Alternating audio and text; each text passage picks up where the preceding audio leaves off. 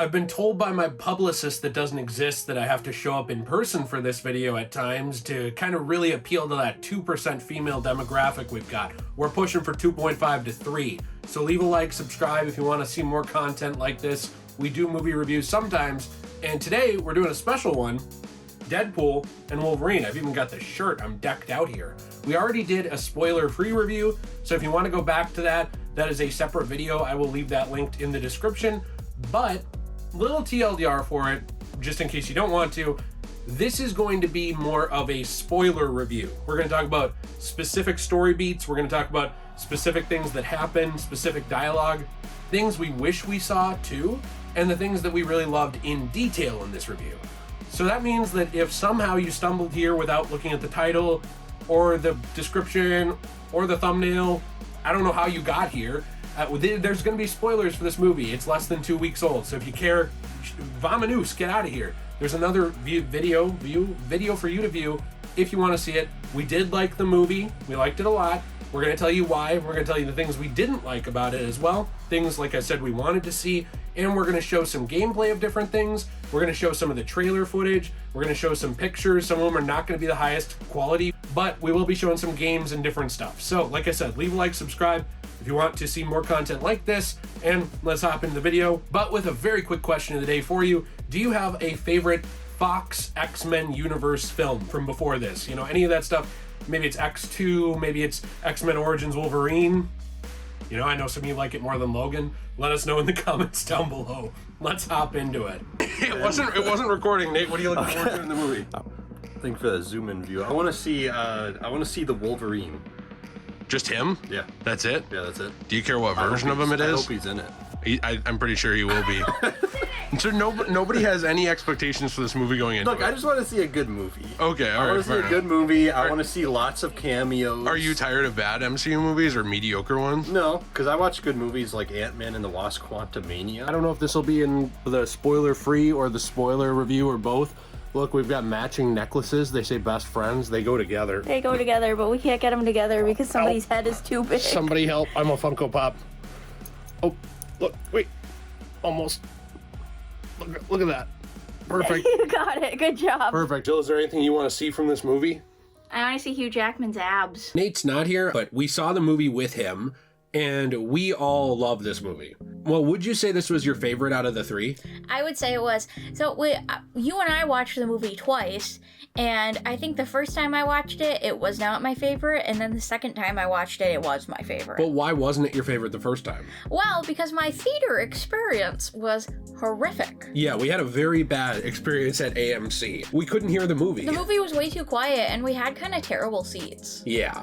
So when we saw the movie the second time without Nate, who has way better hearing than us, so I don't think this affected his experience, we loved it. Yeah. You know, yeah. I think the first time we liked it, but we were kind of like, We went to a non-AMC theater for the second time. Yeah, we went to a Man theater. Yeah, and then... Not run by famous Arkham subreddit character Man, though. And then I felt like I really enjoyed the movie a lot more, and I also thought their chairs were comfier. I think that it's our favorite, like I said, but we love all three of them. They all three have things about them that are amazing. That I think make them valid to be your favorite. Mm-hmm. So as we get into spoilers here, something I love about it is that this movie is not just character focused on Wade, it's also character focused on this version of Logan. I know, I'm really excited about that because I love Wolverine in all of his versions, and I was really excited to finally see, you know, another one of him. I was kind of hoping it was going to be the Days of Future Past version of him. Yeah. But that aside, I still really enjoyed this Logan. I don't think they ever disrespected the Logan film, but I do believe that they wanted to go a more comic book-y direction with the characters. It felt to me like they didn't know how to make that work with the old Wolverine. And I do think that there were ways to make it work, because James Mangold actually set up an ending with the Wolverine where he was gonna get his suit and everything, and it was because, my understanding, because of Bryan Singer and the direction of Days of Future Past and stuff, which is still one of my favorite Fox X-Men movies, that they went away from that. That became an alternate ending. They were toying with the idea of a comic book-y suit Wolverine before with the old version of him. What frustrates me with this movie is that it did nothing to alleviate timeline concerns. I think you and I can make a whole video breaking this down with Days of Future Past and Logan, but there's a lot of reasons why this movie makes it plays really fast and loose with a lot of concepts. And I think it actually made the timeline in some ways a little bit more confusing. Yeah, it's like they tried to simplify it, but I think it did the opposite. What you were saying before with the Wolverine suit showing up in The Wolverine at the very end as an alternate ending, a lot of people think that that alternate ending is canon to Logan, like it branched timelines there, and then Logan wears his suit in like that timeline, and then Logan's events happen, whereas with the Days of Future Past timeline is a different branch. Well, and one reason they think that is because there's the references to the comic books where they have, the kind of yellowish outfits, and Logan looks at it in the movie and he says, most of this is bullshit. Maybe a fourth of it happened and it was a lot bloodier than this. And we'll get much more in depth with all of that timeline stuff in a future video, because I think it would be really fun to like research that and talk about it. But long story short, I think that what they were trying to get at in this movie with the TVA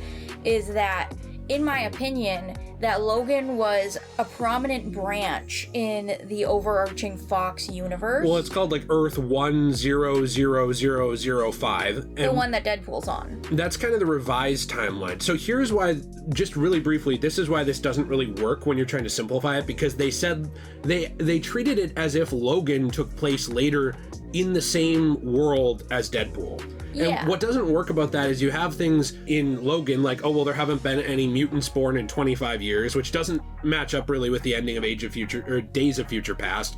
You'd also think that the X-Men would be upset about that and care about that and not just be living a carefree life at the mansion at the end of Days of Future Past. You have issues with Caliban and his fitting into the timeline with Logan. And the reason you're saying this is because people, until now, were under the impression that all the Deadpool movies took place in the Days of Future Past timeline after Logan revised the timeline. Yeah, but the way that the MCU works for timeline isn't that you can go back and revise a timeline. The way the MCU works, and this is why I think Fox is kind of a bubble within the overall MCU bubble, and then I think Sony is a bubble in the overall MCU bubble, because they have different rules. The way Sony has glitching if you go to the wrong universe.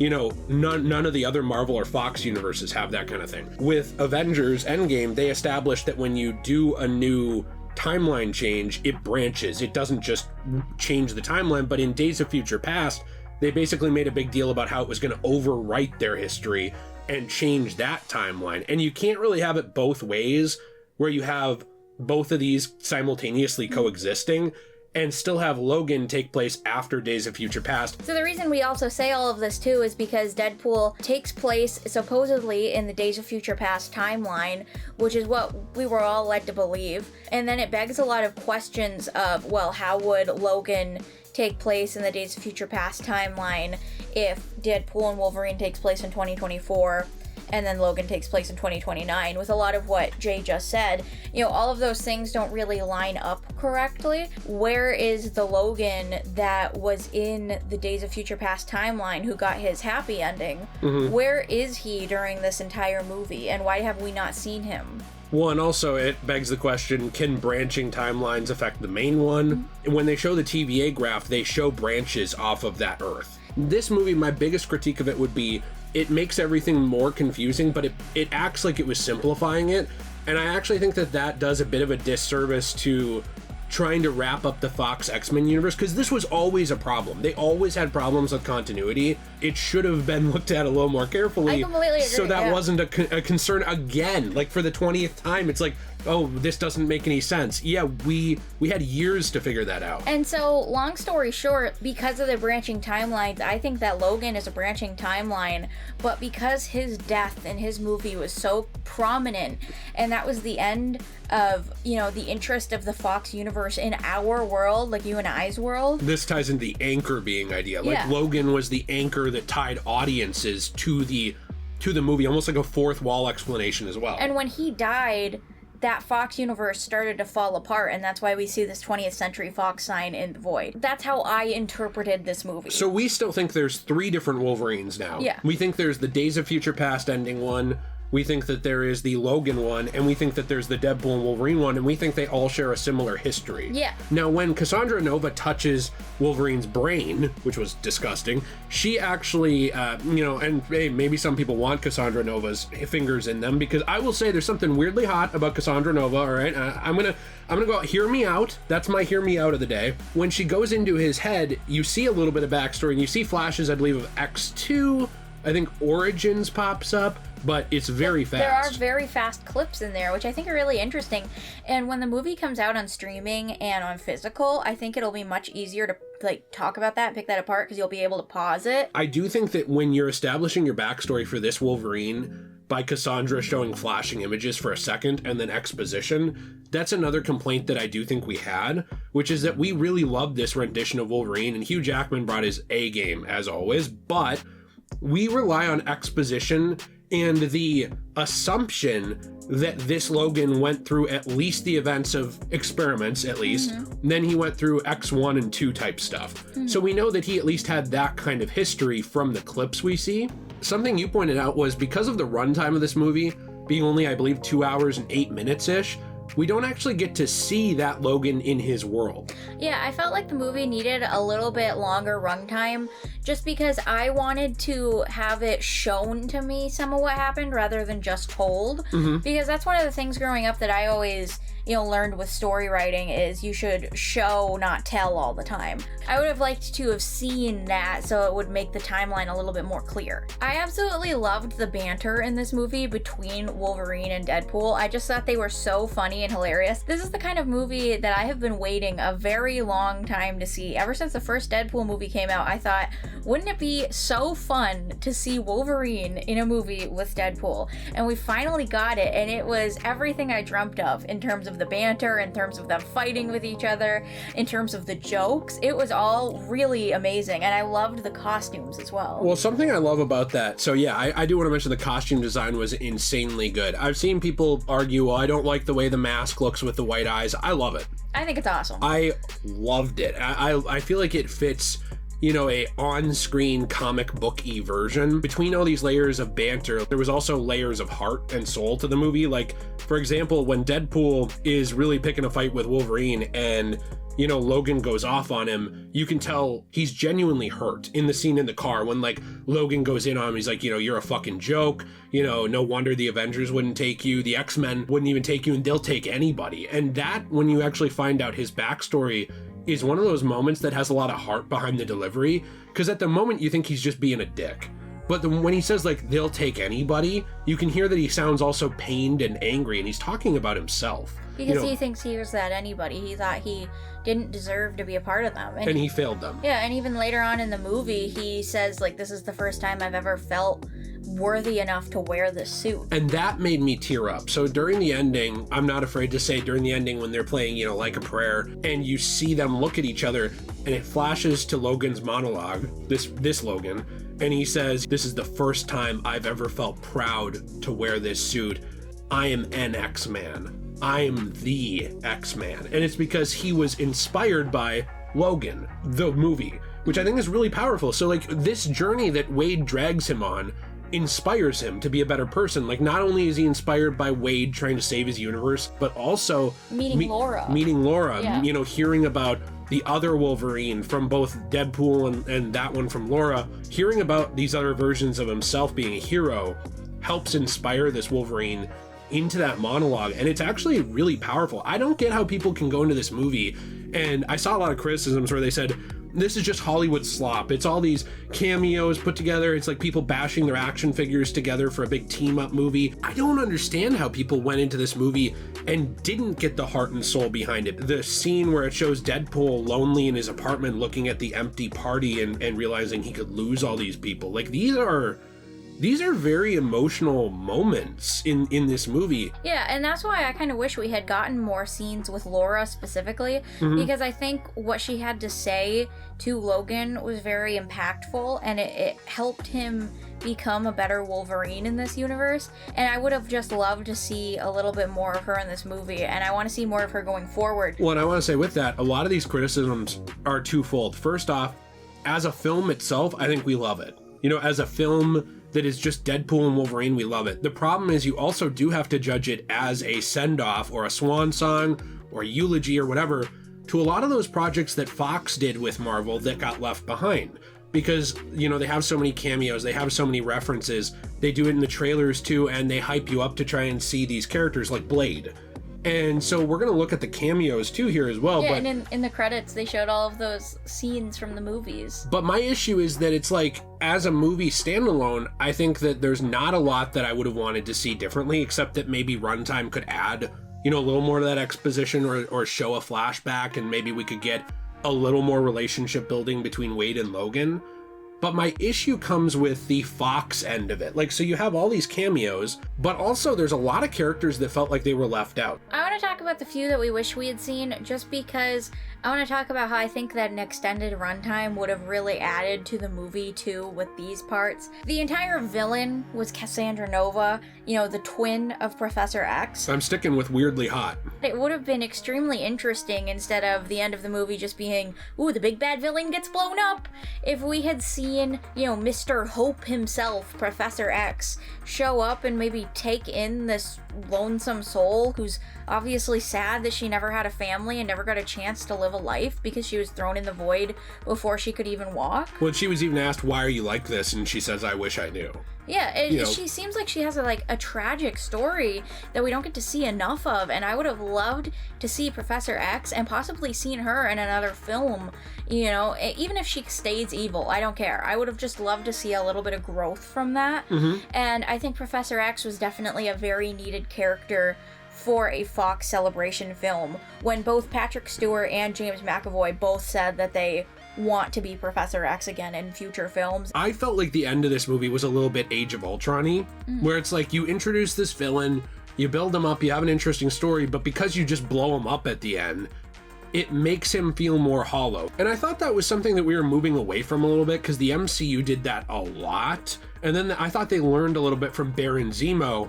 Oh, maybe we shouldn't kill the villain all the time. Yeah. And it felt to me like they just went back to that again. I'm not trying to be morbid, but to me, Patrick Stewart and Ian McKellen are in a similar situation as to how I felt about Kevin Conroy years before he passed away. They're getting up there. You're looking at these guys that inspired you as a kid. Okay, well, nobody lives forever. Now, that doesn't mean that you want them to pass away. It means that you love the performances these people made, and you're like, hey, if they want to reprise that, obviously you can't force them, but if they want to, which Ian McKellen has, you know, he's presented interest in returning as Magneto, you know, Patrick Stewart has, you know, expressed that interest in being Charles Xavier again, yes. Yeah, so it's like they have so much time to do that when you're saying, you know, this is kind of like saying goodbye to the Fox stuff. One, I'm thinking, well, then why are we introducing Beast at the end of the Marvels? You know what I mean? Like, if you're saying goodbye to the Fox stuff and you're saying, well, Logan dies eventually, and it's probably all the same timeline, and anyway, let's bring back Blade, you're doing all these weird things where you're, like, cherry-picking what you want to show to celebrate, but then other stuff is being left behind. Like, Charles would have been a huge impact. He could have very easily reconciled something with Cassandra, despite their relationship in the comics, and it could have ended with a little hope for her. You know, Magneto could have even just been there with him and had 3 lines at the end of the movie for Ian. Anything to kind of be like a goodbye to them, because they're shown in the credits. Yeah, and I would have really enjoyed seeing them one last time in this universe, just because I would like to say goodbye to that version of the character. Unless they come back in the future, but the thing is, we have no guarantee that that'll happen. Yeah, and we have no guarantee that, you know, sadly, because life has to be realistic sometimes, we have no guarantee that Ian McKellen and Patrick Stewart will live again, you know, for the next 15 years. And so that's kind of what bummed me out watching this, was knowing the real world implications of people getting older, and knowing how much Ryan Reynolds tried to swan song that universe.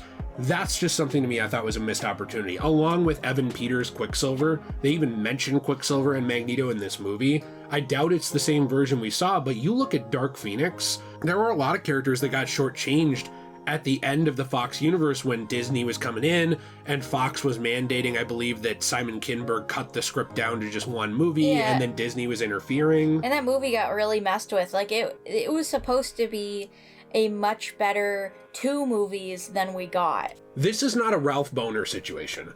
This is not a situation where we feel like people were purposely excluded or brought in as a joke, as an FU to fans. No, it felt like everybody that was put in was given love to, and everyone that, you know, we saw from previous movies actually got some speaking lines and did some really cool stuff. It's just that we wish that some of those other characters, like Evan Peters, you know, could have been redeemed here. Like, you could have brought him in, and it would have fixed a lot of that Ralph Boner BS from WandaVision. Instead, you reference Quicksilver, but don't put him in here. You reference Magneto, don't put him in here. You reference Charles, you don't put him in here. At some point, it's a little frustrating because even Charles at the end of the movie could have reconciled with this Logan and said, you're very similar to my Logan, and I know you're a good man. And maybe I'm still proud of you. Yeah, and I'm proud of you. Yeah. That kind of thing could have brought a lot of closure to that character. Yeah. I don't know. That's just kind of my bummer of it all. I love the characters we did see, which is something Nate mentioned. So do you have anything else you want to say about those characters we didn't? I think that's just a long story short. That's why I think that the movie needed at least 20 more minutes to wrap up more of those things that audiences were craving to see. And I'm also still wondering why introduce Beast at the end of Marvels if you're just pushing towards a hopeless future where everyone dies, which still doesn't make any sense to me or fit with the timeline at all. Yeah, that's where the timelines also get a little blurry. And like, don't make sense. What's going on here? They don't really make sense. What I will say for the cameos, because Nate talked about this, he said they were some of his favorite in the entire MCU and in movies in general, and I agree with him. So, word for word, one thing Nate said is, I thought they did a great job having Blade and Elektra, X-23, Laura, and Gambit, but also even having Human Torch, because Nate grew up watching those movies. You know, I believe even before X-Men, that to him was like a big deal. He loved the Fantastic Four movies. Yes, and I know that they certainly didn't age the best in some ways, but they're fun. And so something he said to me was, you know, it would have been cool to see Professor X, like you said, or even Invisible Woman, but overall I was happy with the characters we got back. And he also mentioned something that I really love. It made him happy to see that they actually cared about the Channing Tatum Gambit movie, which, you know, I will say, I believe Ryan Reynolds is sincere, but he posted the other day about some of these characters coming back. He talked about Gambit, and he talked about how he believed that Channing Tatum was born to play this role, and how he loved him, and he had similar positive things to say about Jennifer Garner coming back as Elektra. And so my point is, it seemed like he really advocated for these people to come in, but even knowing him and Channing are friends in real life, and he was upset at how Fox, and then in a way Disney, when they acquired those movies and canceled all of them permanently, was treating Channing, and he knew that he wanted a chance to play that character, so he wanted to give it to him. I think that's something really powerful. That goes to show how much heart is behind the actual, I guess, cameo roles we saw. I also think it's extremely special that we got to see Gambit do some really cool moves with his cards. We got to see him with his funny French accent, and it was kind of like a joke, like, oh, you can't really understand him. You know, I really enjoyed seeing him as Gambit, full outfit, and getting to do some really cool combat. Ryan did the same thing with Wesley Snipes coming back as Blade, which I thought was really cool. I don't have a lot to say about it. He wasn't in the movie a ton, but he was in the movie enough to kind of be like a fun, this character's still out there kicking ass. And you really enjoyed that joke where he said, there'll only be one Blade. I thought that was hilarious. Obviously, Jennifer Garner being back as, you know, Elektra was really cool. I did kind of wish that we saw the Ben Affleck Daredevil. It was a little weird to see her without him, but she does work without him. Like, she, you know, she kicked ass. She was really cool. I don't have a lot to say about her either. I thought she was a great actress for the role again. You know, seeing Human Torch, that to me was so fun. I figured he wasn't going to be Captain America. That bait and switch was hilarious. And seeing the post-credits with him in it was really fun. I'm surprised I didn't see anyone mad that this Human Torch died. You know, because this is supposed to be that classic Fantastic Four movie one, I think. To be honest, I kind of think that him dying was so funny that most people were okay with it. Yeah, and you were never going to see him again anyway. He kind of had it coming with that post-credit scene. That's true. He's got a mouth on him. And Chris Evans did an amazing Boston-type accent there. He did. It was awesome. I loved seeing him as Johnny again. And maybe at some point in the future, we'll get to see him again. Yeah. You know, seeing Laura back was amazing. I loved it. Again, however you interpret those timelines, we still interpret it now as 3 Wolverines with similar histories. But you could interpret it as 2. But I think that's the Laura from Logan. She confirmed it was. Yeah. Actually, online, Daphne talked about it. Which Daphne, I love Daphne Keane. She's gorgeous. She's a great actress. She's incredible. I want her in more movies. I really want to see her with the yellow outfit on as X-23 in a movie as an adult Laura. You have no idea, one, how bad I want to see that. Well, she, starts as X-23 for a while, wears a bit of a crop top number. I wouldn't mind seeing. And then she goes on to become, Wolverine. But when people are now complaining about Laura coming back, because I did see some people complaining about bringing back Daphne, saying, oh, it cheapens the ending of Logan. One, no, it doesn't.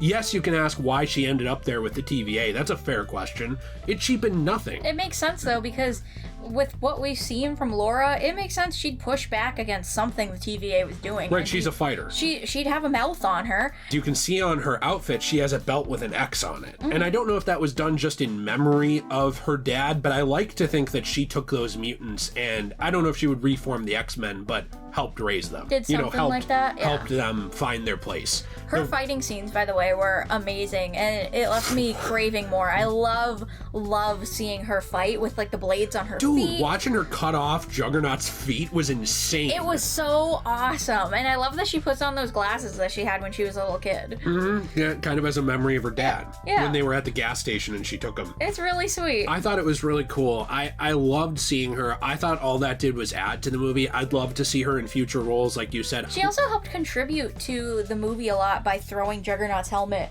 into the Ant-Man head that Deadpool was at. Yes. Without her, they probably wouldn't have gotten that. Right. Yeah, she did a really good job of adding to the movie. I think a lot of our criticisms of this movie, though, come down to we like this thing so much that we wish we saw more of this thing. Yeah, and I think that's a good criticism for a movie, is we liked this so much, we wanted it to be longer. Mm-hmm. That's a good thing, Yeah. That's what you want people to say about your movie, not, ugh, I didn't like this thing so much, I walked out halfway through. I wanted it to end. I've felt that before with movies where it's a shorter movie, but it feels like it's 4 hours. But this movie felt too short. This movie to me felt like it was an hour long, even though it was 2. Yeah, both times we saw it, even when we knew it was coming, it still felt too short to us. Yeah. And I really hope there's an extended cut, by the way, just to add that in there. Just like how the Wolverine was so much better of a movie when it got an extended cut. With its extended cut, Deadpool 2, I think, was a better movie with its extended cut. Days of Future Past, I think, was too. I think Lady Deadpool was a very interesting inclusion for the multiverse type stuff. Mm-hmm. I love that she was played by Blake Lively, and apparently there was also a Deadpool that was played by Nathan Fillion that was credited in the credits of the movie, but neither of these characters ever take their mask off, so we don't really get to appreciate the fact that they were those actors, and they don't get very many speaking lines, and it just makes me a little bit sad, just because as a huge fan of Blake Lively and really excited to see Ryan Reynolds' wife play Lady Deadpool in the movie, because it just makes so much sense, I would have loved to see a little bit more of her. Well, I mean, full respect to the Reynolds family. Blake Lively's hot as hell. Lady Deadpool was hot as hell. Loved the way she talked and delivered her speaking lines too, with great. Attitude and stuff. We wanted more. She would have been really fun to see. I really do think that it's something where I felt like there wasn't quite enough runtime for all the cameos and characters we already saw. And yet I still wished other characters had showed up. Mm-hmm. That's why I think the biggest criticism I have is needing a longer runtime. I think that would have solved almost every single criticism I have with the movie. Yeah, because you would have been able to fit in more characters, and you would have been able to fit in more lines and screen time for the characters that were already here. I think we also both thought that the whole him and Vanessa breaking up and then supposedly kind of getting back together at the end was just kind of a weird storyline in general. I would call it a little bit contrived. It really for drama. Didn't need to be there. Yeah. Just because we already saw their love story twice now in both the previous movies. Yeah. It's a little odd to me too, especially because she does have a superhero persona in the comics, which she never got in any of the movies, which then leads me to kind of feel like she's not a pointless character, but is she only here to be his girlfriend? Yeah, at some point it just feels like Vanessa is not adding to the plot. Yeah. I think it's one of the most entertaining superhero movies I've ever seen. And, that starts with the very beginning. You told me when we walked out of the movie the second time that it was one of the strongest trilogies you've seen for a hero. Yeah, now I'm going to do some revisionist history and make the Wolverine trilogy actually the Wolverine, and then Logan, and then Deadpool and Wolverine, and we're just going to drop. It's like when you drop the lowest denominator or whatever. We're going to drop Origins Wolverine out of there and just call this the Wolverine trilogy, and it ties with it. But yeah, no, I think that It was incredible. I loved it. You know, I did want to say one thing about it too. From the opening, I knew it would piss some people off, where, you know, he's there and he's using Logan's bones and stuff. It was hilarious. Come on. And it didn't change his sacrifice. It didn't end anything. I mean, like, and the dance was so good. Yeah, that's the thing, is like, I think the Deadpool films, all three of them, have some of the best intros in any superhero trilogy either. You know, the first one you have was just a really fun action-packed one. The second one was a parody of James Bond intros, and then this one was like a bye musical number. I absolutely love that people who didn't grow up with NSYNC like you and I did have started calling it the Deadpool song. I think that's hilarious. It is really funny. It's like, I love this movie. I understand there's going to be people who didn't connect with it, and that's cool. That's fine. I'm not here to like convince people why they should like it. When we talk about movies, we always try to have the opinion of like, here's things we liked, here's things we didn't like. What are your opinions? So that's kind of what I want to leave it with. I want to hear what everybody else thinks in the comments. I'm extremely excited. I loved this movie. I really want to hear what they have to say. And also, speaking of this movie, I did want to mention, you know, that I make a lot of really cool stuff, just like how this movie is really cool. Wow, we're really stretching to make a connection here. I feel like we could cast the new Mr. Fantastic in the chair next to me with that kind of reach. Holy shit. I'm just saying, I make some really cool stuff on CosmoBunny.shop. I would love if you guys go check it out. I just want to mention that the thing that sold this movie for me in a closing thought before we get your thoughts is the dialogue between Deadpool and Wolverine. We talked about that earlier. My favorite thing was, I don't remember the exact line, but when Deadpool very clearly lets Nicepool die so he can get his guns, and then he died for a higher purpose. Yeah, he says something like he died for a higher purpose, and Logan says, he died for murder, you dumb fuck. Like, just stuff like that. It's that line delivery with Hugh and Ryan is so amazing. And I think that it shines through partially because of their connection in real life. Yeah, because they're best friends in real life. They take walks together. Did you guys know that? They take walks together. And when I found that out, I fangirled. I love that they're best friends in real life. They're very close in real life. They talk to each other all the time. You know, they spend time together. And I thought that this was something really nice. And I think that goes to show, when you have passionate people who care about each other and care about the art that they're making, to me, even when it does have product feelings in it, it doesn't feel like a product. It felt like a labor of love to me. And I've seen a lot of people say it felt soulless and like a soulless cash grab movie team up to them. I didn't feel that at all. Like, I felt the love that these two guys have for each other in real life. And they reached out to people to get them to come back in cameos. I could tell that he didn't just, you know, think, oh, yeah, Blade's kind of cool, but Wesley sucks. Or like, oh, I don't like Jennifer Gardner, but, you know, it would be great to have, you know, Elektra back. I just don't like her, though. You could tell there was like a genuine care about these actors, the characters that they played. There was a respect here. Yes, and you don't see that in every movie. You don't. That respect is often lost, even when you see things like Joss Whedon, you know, when he was working on Justice League, I believe, or I don't remember what movie he was working on. I think it was Joss Whedon saying, like, nobody gives me notes on how characters should act. I don't even take advice from Robert Downey Jr. It's like, you see this kind of asshole mentality, which Whedon's been outed as an asshole 50 times, but you see this kind of asshole mentality with creators so often, where they don't care about the people they're working with, and then all the movies they make are bad. they don't care about the art side of it. They just care about product. Make product, consume product, move to next product. I didn't get that out of this. Like, no. I got heart, soul, fun. Fun. I love that Ryan Reynolds fought for this movie to be rated R, just like all the other ones. For a closing thought, my favorite Wolverine line from this movie was when they were first going to meet Cassandra, and they were told that she doesn't like people who chatter a lot, and then Wolverine turns to Deadpool and says, oh, she's gonna love you. I know, like, you could just tell that there's such a connection between not just these actors, but the characters, and that chemistry is there, and the way they interact with the fans. You know, you see Hugh, and he will like have, when he's performing, I believe he put drumsticks between his fingers to pretend to be Wolverine for a fan. Yeah, and like did. Yelled and took pictures with him and stuff. Those kinds of people, incredible. And what makes me so sad about other upcoming Marvel movies at this time, like for example, Captain America, Brave New World, is then you see guys like Anthony Mackie who go on, you know, interviews Apparently there were interviews he had that were so disrespectful they had to literally not be aired. Oh my gosh. To the people he was talking to. What about But also when he will like put his hand out to say no. Like when someone approach, like if a kid wants an autograph from him in public, he'll be like, go away. Yeah, that kind of thing. There was a story recently where some kid came up to him and was like, Captain America! Yeah, and he just shit on the kid. Yeah, and then if Not literally, unfortunately. If you look up his name on Reddit, you will find some very interesting stories. Some of them may not be true, but interesting stories of people who have met Anthony Mackie in real life and think didn't he's like a dick. him. You know, a few years ago I retweeted this. He had an interview where he said, you know, we've taught everyone to respect the word no. Like if a woman says no, you understand that means no. So respect my no. I can probably find a clip of this too. And he compared people pushing him to take pictures in real life to a woman being sexually harassed. That kind of ruined the version of Captain America for me, though. Well, someone's going to say this is racial because Ryan and Hugh are white and Anthony's black. Look, if Ryan was a white guy who was a dick, I'd say the same thing. Like, if Ryan was a black guy who was a dick? Yeah, a black guy who was a dick. Or a white guy who was a dick or whatever. Well, no, I meant white guy because, like, I'd call him out for that too, not based on the... Well, we just called out Joss Whedon for being a dick. Isn't he white? Well, this is what you signed up for. I'm like, that's crazy. That's like telling a girl that because she got put on a cute dress and went to a bar, she signed up for me to harass her all night.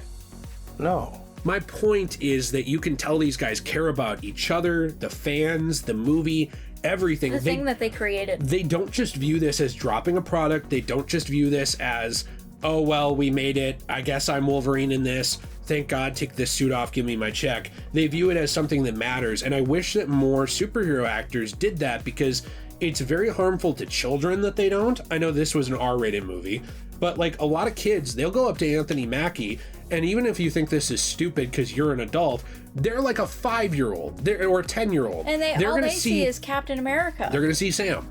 Yeah, they think that's the real life Captain America, the one I saw at the movie theater that my dad brought me to go see. Oh, he was an asshole to me. And then that shatters their perception of what a hero is. It ruins them. It's so mean. I am so fucking sick of that attitude.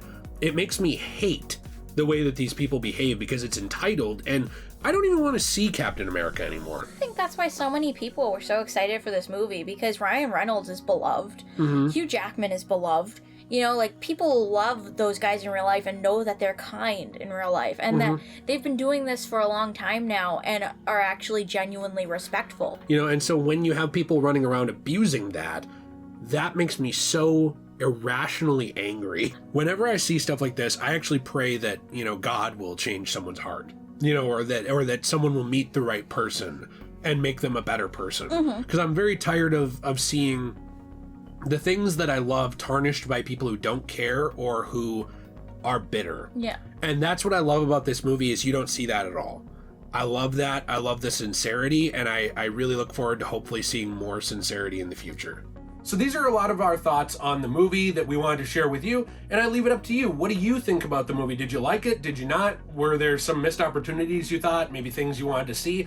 Let us know in those comments down below. I do read those. I'm always interested. And if you want to help support this channel, we have a Fortnite code, which is DJAY123. Deadpool and Wolverine were actually in the Fortnite store. I don't know if they are anymore, probably leaving soon, but if you use our code, that's always awesome. If you buy something, it helps us out a lot. I did also want to say we have our own store, CosmoBunny.shop, where we actually take comic books, manga, magazines, different things, and these are damaged pieces of art that we actually take. We salvage some of them. A lot of them aren't even ending up in the recycling, sadly. They go to landfills and things like that, and what we do is we turn them into something transformative for your home. We don't print out pictures. I see this weird misconception that we like go online, look up pictures of characters, steal the art and print it up.